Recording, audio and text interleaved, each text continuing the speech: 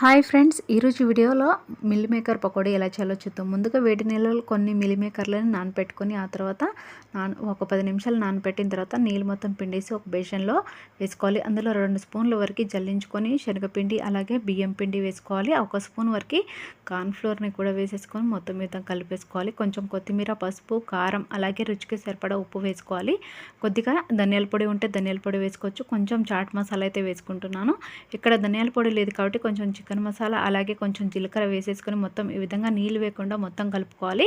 ఇక్కడ కొంచెం మనకు పొడిగా ఉంటే కొంచెం లైట్గా వాటర్ వేసేసుకొని ఇలా కలిపేసుకొని ఆ తర్వాత నూనె డీప్ ఫ్రై అయిన తర్వాత ఇలా ఒక్కొక్కటిగా మనం మిల్ మేకర్లని లోపల వేసుకొని డీప్ ఫ్రై చేసుకుంటే సరిపోతుంది. ఇలా మంచి రంగులోకి రాగానే మనం వీటిని తీసి ప్లేట్లో సర్వ్ చేసుకుంటే మనకి మిల్ మేకర్ పకోడీ రెడీ.